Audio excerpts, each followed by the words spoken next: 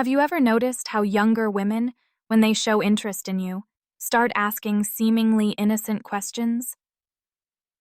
According to Freud's theory of human behavior, these questions may not be as random as they appear. In fact, these inquiries might be expressions of deeper, unconscious desires, shaped by early experiences and the complex dynamics between attraction, maturity, and authority figures. When a younger woman is drawn to an older man, her psyche is exploring something more profound. Today, I'm going to reveal the 7 questions younger women ask when they're considering taking a more intimate step with you. From a Freudian perspective, these questions are laden with more meaning than you might initially realize. They may be probing for emotional security, stability, or even fatherly qualities that link back to early psychosexual development, particularly the Oedipus complex Freud famously discussed. Let's dive into these signals, decode their hidden meanings, and gain a more nuanced understanding of attraction across age dynamics.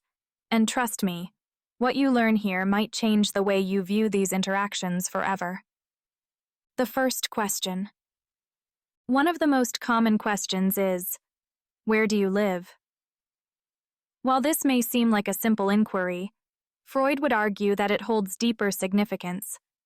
By asking this, she may be trying to understand your environment, one that likely exudes security and experience, aspects that might appeal to her unconscious search for stability. In Freud's view, this could connect to the early desires for a protector or authoritative figure, akin to the paternal figure from childhood. Her interest in your living situation could reflect a desire for privacy and emotional safety. After all, a stable home, in the symbolic Freudian sense, often reflects a man who can offer protection, control, and reassurance. The second question. Next, she may ask, how many relationships have you had? On the surface, it's a standard question, but from a psychoanalytic perspective, she's evaluating your level of experience and intimacy. Freud would suggest this reveals an unconscious comparison to her own desires for guidance and wisdom, possibly shaped by her experiences, or lack thereof, with male authority figures in her past. Honesty is key here. Exaggerating or downplaying may disrupt the ego's delicate balance in the relationship, leading to potential misalignment in her view of your experience and capability. The third question. When she asks, what type of movies do you like?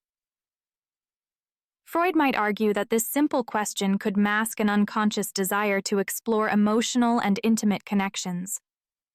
The choice of romantic or deeply emotional films, in Freud's theory, represents a symbolic test. By sharing something emotionally resonant, she could be probing how deeply you connect with feelings, something her psyche may crave from an older, emotionally mature partner. Mentioning romantic films could subtly align with her unconscious search for depth and emotional intimacy, while helping her gauge your emotional availability. The fourth question. Another common question is, what are you doing this weekend? Freud would suggest that this question is more than casual curiosity.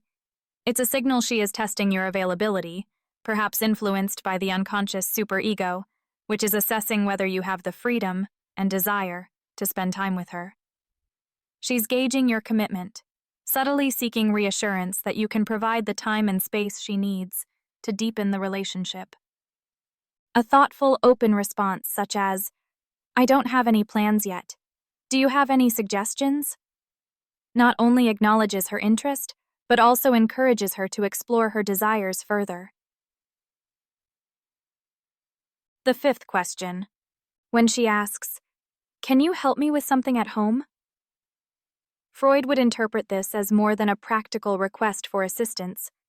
By inviting you into her private space, she's subtly opening the door for a closer bond. The id, driven by desire, may be expressing a longing for closeness, comfort, and a sense of being taken care of by a more experienced partner. This invitation serves as a way to connect with you in a familiar yet intimate setting. Take the opportunity, but approach it with care and consideration, Rushing may disrupt the delicate balance of trust she is unconsciously trying to establish. The sixth question. Next, what time do you have to get up tomorrow? Freud would argue that this question hints at her unconscious thoughts about how the night might unfold. It's not just about logistics. She's exploring whether the evening has the potential to extend beyond the initial encounter. The ego is testing the waters, gauging the possibility of extending the intimacy. This question may reflect an unconscious curiosity about how comfortable and open you are with extending the time you spend together, perhaps even in a more private setting. The seventh question. Finally, are you affectionate?